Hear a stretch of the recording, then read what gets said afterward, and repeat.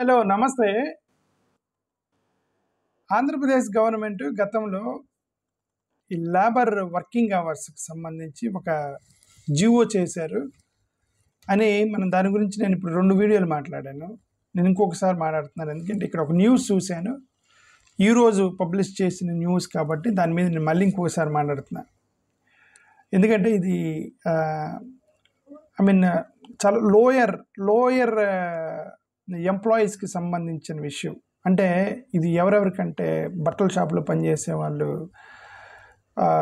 చిన్న చిన్న షాపుల్లో పనిచేసే వాళ్ళు, కిరాణా స్టోర్లో పనిచేసే వాళ్ళు, కానీ ఫ్యాక్టరీల్లో పనిచేసే వాళ్ళు, కూలి పనికి వెళ్ళేటువంటి వాళ్ళు, మట్టి పని చేసేవాళ్ళు, బేల్దార్ మేస్త్రులు, ఎవరెవరైతే ఆన్ రికార్డులో ఎంప్లాయీస్గా ఉన్నటువంటి వాళ్ళు ఉన్నారో, అంటే రిజిస్టర్డ్ కూలికి వెళ్ళే వాళ్ళు పెద్దగా వాళ్ళేమి రిజిస్టర్డ్ ఎంప్లాయీస్ ఉండరు అనమాట. కలుపులకి వెళ్ళే వాళ్ళు, కోతలకి వెళ్ళే కూలి పని రోజుకి డైలీ వేజ్ తీసుకొని పనిచేసే డైలీ వేజ్ వర్కర్స్కి ఈ చట్టాలు ఏమి ఉండవు. ఎవరో వస్తారు, ఏమండి రోజుకి 500 ఇస్తాం, పని చేస్తామంటారు, పని చేస్తారా, సాయంత్రం డబ్బులు తీసుకుని వెళ్ళిపోతారు, ఓకే. బట్ అవి కాకుండా ఆన్ రికార్డులో ఒక చిన్న కంపెనీ కానీ, ప్రైవేట్ పార్ట్నర్షిప్ ఫామ్ కానీ, ప్రొపరేటర్షిప్ ఫామ్ కానీ, రిజిస్టర్డ్ కంపెనీస్ లేదంటే ప్రొపరేటర్షిప్ ఫామ్లో పనిచేసేటువంటి కూలీలు అనకూడదు, మళ్ళీ జీతానికి పనిచేసేటువంటి ఉద్యోగస్తులు, ఓకే, వాళ్ళందరూ కూడా ఈ యాక్ట్ కిందకు వస్తారు. అంటే చాలా లోయర్ జీవనం కోసం కొట్లాడేటువంటి ఈ యొక్క పేదలకు సంబంధించింది కాబట్టి నేను 3వ సారి అయినా మళ్ళీ మాట్లాడుతున్నా, ఓకే. దీని ప్రకారం ఏంటంటే నేను అది చదువుతున్నాను. Andhra Pradesh government assures to protect workers rights despite increased working hours. నాకు ఈ లాజిక్కే అర్థం కాల. రోజుకి 8 గంటలు పనిచేసే వాళ్ళు రోజుకు 10 గంటలు పనిచేయటానికి మేము కంపెనీలకి పర్మిషన్ ఇస్తున్నాం. వర్కింగ్ అవర్స్ పెంచాలంటే ఎవరి కోసం అంటే కంపెనీలకి పర్మిషన్ ఇస్తున్నారు. ఇదిగోండి, నువ్వు సోన్స్ వ్యక్తికి, రమేష్ అనేటువంటి కూలీడికి నువ్వు 1000 రూపాయలు ఇస్తున్నావు నెలకి, వాడు రోజుకి 8 గంటల పని చేస్తాడు, ఈ రోజు నుంచి నువ్వు 10 గంటలు పని చేయించుకో అని చెప్పి నువ్వు కంపెనీలకి పర్మిషన్ ఇచ్చావు. అంతే జరిగింది. Otherwise how it will help the labourers.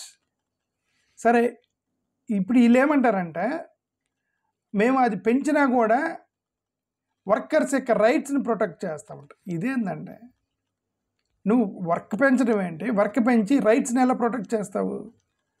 సరే, దానికి కూడా వాళ్ళే లాజిక్ ఇచ్చారు. వాళ్ళు ఏం లాజిక్ ఇచ్చారో నేను చెబుతున్నామేనండి.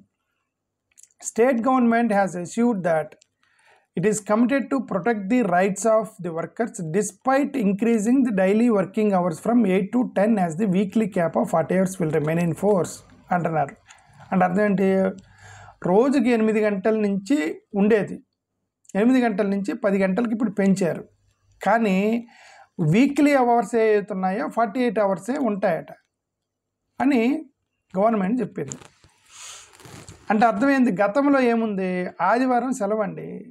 ఒక బట్టల షాపులో పనిచేసేటువంటి ఒక 5 ఉద్యోగస్తులు ఉన్నారనుకోండి, ఎగ్జాంపుల్ చెప్తాను. బట్టల షాపులో పనిచేసే 5 ఉద్యోగస్తులు రోజుకి 6 గంటలు పనిచేస్తారు. రోజుకి 8 గంటలు పని చేయాలి, 6 రోజులు పని చేయాలి. ఆదివారం సెలవు కదా, 6 రోజులు పని చేయాలి. కలిపి 48 hours, 48 గంటలు. గవర్నమెంట్ చట్టం ప్రకారం 48 గంటలు కేంద్ర ప్రభుత్వం ఇచ్చినటువంటి టైమింగ్. ఇప్పుడు వీళ్ళు ఏమంటారు, 48 గంటలు అలానే ఉండిద్ది, కానీ మీరు 10 గంటలు పెంచుకోవడానికి పర్మిషన్ ఇస్తామన్నారు. అంటే అర్థం ఏంటి, 5 రోజులే పని చేయాలి కదా ఫండమెంటలీ, రైట్? నువ్వు రోజుకి 10 గంటలు పని చేయించుకో, కానీ 48 గంటలు మించకూడదు అన్నారు. అంటే అర్థం వీళ్ళు 5 రోజులే పని చేయాలి, శనివారం ఆదివారం సెలవు ఇవ్వాలి.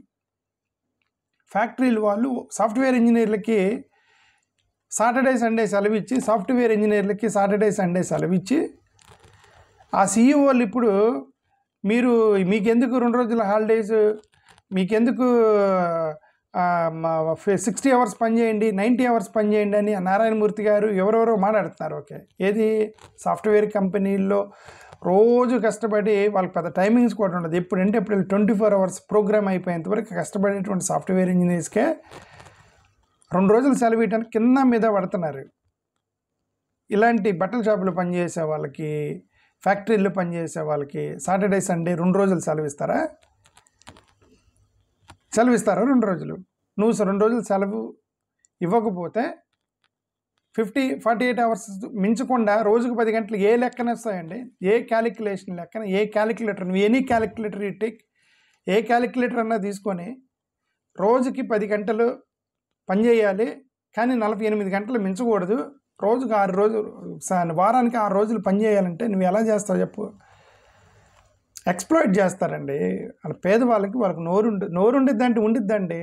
వాళ్ళకి ఉద్యోగాలు ఉంటే నోరు ఉండిద్ది. ఆడికి సఫిషియెంట్ ఉద్యోగాలు ఉన్నాయి. నువ్వు కాకపోతే నేను వేరే దగ్గర పనిచేసి దొబ్బే అని చెప్పి ఓనర్కి చెప్పేసి వెళ్ళిపోతాడు వాడు. ఉద్యోగాలు లేవండి, నిరుద్యోగత, ఉద్యోగాలు లేవు, బతకడము, ఫ్యామిలీ నడుపుకోవాలి. వాళ్ళకి ఏం చేయాలో తెలియక వాళ్ళు కంపెనీలు అంటబడి సార్ ఉద్యోగం ఇవ్వండి సార్ అని వాళ్ళు అడుక్కొని ఫ్యామిలీ కుటుంబం పోషించుకోవడానికి దాన్ని ఎక్స్‌ప్లాయిట్ చేయకూడదు మనం. ఇది ఎక్స్‌ప్లాయిటేషన్. 48 అవర్స్ మించకుండా రోజుకు 10 గంటలంటే నువ్వు 5 రోజులు మాత్రమే పనిచేస్తేనే అది కుదిరిద్ది. ఆంధ్రప్రదేశ్ ప్రభుత్వము ట్రాప్ చేస్తే it is called a trapping the workers in the favour of the companies. నువ్వు వెళ్ళి వాళ్ళు రెగ్యులర్గా చెక్ చేయవు కదండి. నీకు చెప్తారు ఏమో రోజుకి 5 గంటల లెక్క, రోజుకి 10 గంటల లెక్కన నువ్వు వారంలో 48 గంటలు మించకుండా నువ్వు ఎలా పని చేస్తావు అంటే వాళ్ళు చెప్తారు, ఇదిగోండి గురువారం 6 గంటలే పని చేస్తాను, శుక్రవారం 10 గంటలు పని చేస్తాను, మంగళవారం 7 గంటలు పని చేస్తాను, మొత్తం కలిపి 48 గంటలు అని చెప్పి అక్కడ చెప్పి నీకు ఒక లెక్క చెబుతాడు. నిజంగా అది ఫాలో అవుతారంటే మీకు చెక్ ఉందా? గవర్నమెంట్కి ఒక చెక్ ఉందా? నిజంగా వాళ్ళు ఎన్ని గంటలకు వెళ్తున్నారు, ఎన్ని గంటలకు చేస్తున్నారు, ఎన్ని గంటలు పని చేస్తున్నారు, వారానికి 48 గంటలే పని చేస్తున్నారా లేదా అనేది చెక్ చేసేటువంటి యూనిట్ ప్రభుత్వం దగ్గర ఉందా? లేదు కదండి.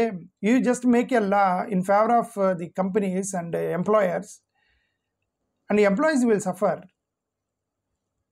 Come on, the government need to a little bit of kind, gracious, compassionate toward the poor, lower people who are looking for jobs.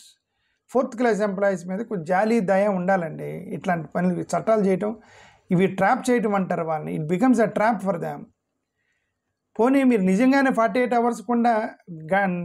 Hours మించకుండా ఇదిగోండి మా దగ్గర బయోమెట్రిక్ సిస్టమ్ పెడతాము, అవి గవర్నమెంట్కి ఆన్లైన్లో అప్లోడ్ అయిపోతాయి, ఏ ఎంప్లాయీ అయినా సరే 48 గంటల కంటే ఎక్కువ పనిచేసాడో లేదని మాకు తెలిసిపోయిద్ది అని అలాంటి సిస్టమ్ ఏమైనా పెట్టి ఇట్లాంటివి చేయాలి. నిజంగా if you want to protect you don't have sir. ఏది గవర్నమెంట్ స్కూల్స్కి బయోమెట్రిక్ పెడితేనే గొడవ చేశారండి. ఏది ఎడ్యుకేషనల్ ఇన్స్టిట్యూషన్స్కి బయోమెట్రిక్ పెడితేనే గొడవ చేశారు. ఏది చిన్న షాపులు, కిరాణా స్టోర్లు, ప్రైవేట్ కంపెనీల్లో ఎవరెంత వర్క్ చేస్తున్నారు అనేదని మీకు సిస్టమ్ పెడతారా? It's completely trap. The amendments to the labour laws have been initiated to allow better scheduling especially during peak business periods. Peak business periods అంటే ఒక 3 నెలలు చేసుకోవచ్చు అని కేంద్ర ప్రభుత్వ చట్టంలో ఉంది. 1948 ఫ్యాక్టరీస్ యాక్ట్లోనే ఉంది. వర్క్ లోడ్ ఎక్కువ అయినప్పుడు ఒక 3 నెలల వరకు పర్మిషన్ ఉంది. ఒక 3 months you can increase the working hours up to 10 hours. ఆ పీక్ లోడ్ ఉన్నప్పుడు మీరు ఆ యొక్క ప్రొవిజన్ వాడుకోవచ్చు. అంతే తప్ప మీరు చట్టం మార్చేస్తే 365 days దొబ్బుతారు వాళ్ళని 10 గంటలు పని చేయమని. ఎవరు చెక్ చేస్తారు అది? Without increasing overall workload. Similarly, changes to overall rules, replacing the monthly 50-hour work cap, 144-hour quarterly limit will provide seasonal flexibility. ఇవన్నీ కాదండి, ఇవన్నీ చట్టంలో నిలబడిపోతాయి, పేపర్ మీద నిలబడిపోతాయి. పాపం ఈ ఎంప్లాయీస్ని, 4th class ఎంప్లాయీస్ని, ఫ్యాక్టరీలో పనిచేసే కార్మికులు, కూలీలు వీళ్ళందరూ సఫర్ అయిపోతారండి దీనివల్ల. సరే, నేను చాలా రాశారు, అదే మీరు ఎక్కువ మాట్లాడొద్దు అన్నారని 9. I don't want to talk more than 10 minutes. Thank you. నమస్కారం.